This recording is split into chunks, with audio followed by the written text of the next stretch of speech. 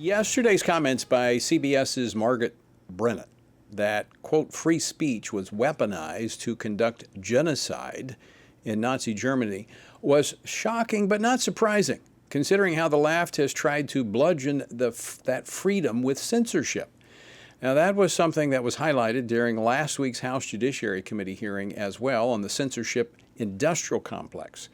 Well, after that hearing, I interviewed the chairman of that committee, Congressman Jim Jordan, for my weekend program this week on Capitol Hill. And I'd like to share a part of that interview with you right now. So here's how that conversation started.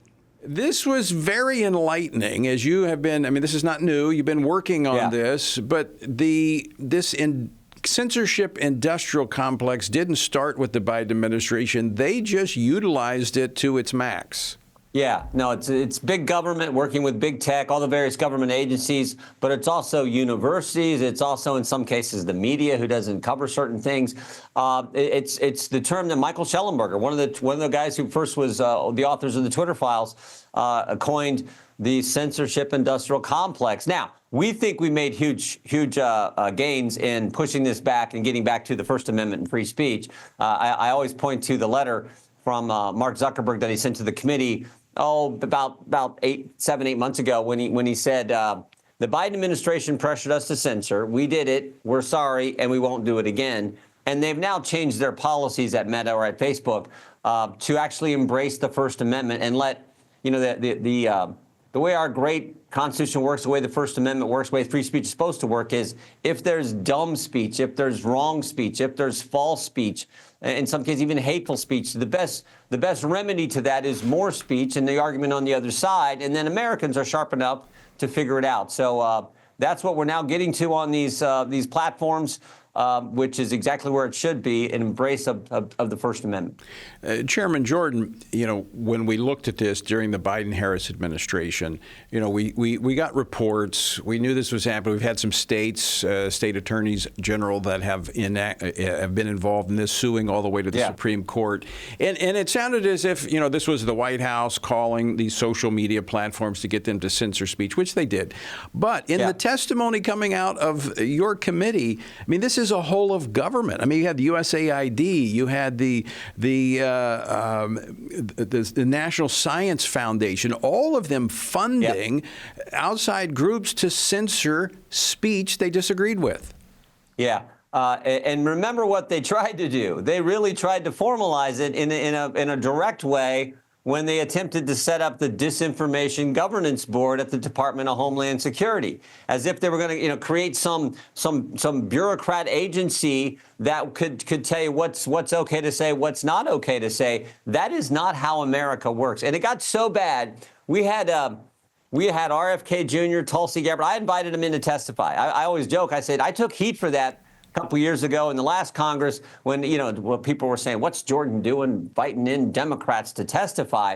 But when they came in, they came in to defend the First Amendment. And the hearing we had, think about this, the hearing where we had RFK Jr. testify, the Democrats made a motion to go to executive session, which is, Tony, you kick everyone out of the room and no one be in there except the members. So think about this.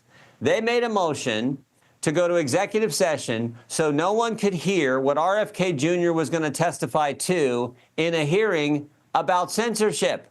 I mean, you can't make this stuff up. So that's how pervasive it had become with the left, embracing this idea that, big government's smarter than we, the people, and we're going to tell people what is misinformation, disinformation, malinformation, and we're going to have a disinformation governance board. It was moving in that direction. Now, here's the scary thing. Well, the good thing is we believe we have largely stopped it.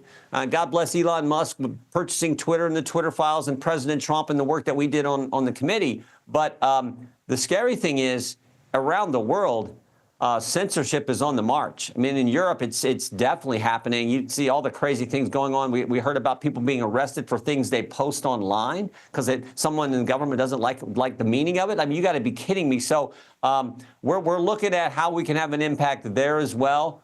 But one of our witnesses last Congress, and she testified again this week, a Canadian journalist who covered the trucker blockade, if you remember, she had a great line last year. She says, the core value of Western civilization is this ability to have open debate, free speech, so you can make your argument. And That's so true. It's a safety valve. If you lose your ability to speak, that's where you have conflict and revolution. So, I mean, free speech was the wisdom of the founders to provide this safety valve, this outlet where we can peacefully assemble and have our grievances addressed. I do want to point out that the two reporters regarding the Twitter file were not conservatives. These guys who had been on the left. So this is not like this is, baked up information coming from the right. I've probably invited more Democrats than any Republican chairman ever, but I invited them in because I thought that would help. They embraced the First Amendment. I thought that would help with the message. But you're exactly right, Tony. If you can't have healthy debate, if we can't settle our differences with healthy, robust debate, the alternatives are frightening, and we never want to get there. This is the beauty of America. RFK Jr., when he testified a year ago, had another great line. He says, when you look at history, it is never the good guys who are for censorship. It is always the bad guys. And that's we got to keep that in mind and make sure we fully embrace and have this robust First Amendment free speech rights that we enjoy as Americans.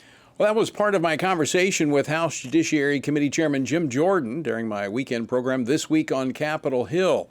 To find out more about that program, to watch the entire program, you can go to thisweekoncapitolhill.com, or you can download the Stand Firm app and you can watch it there as well.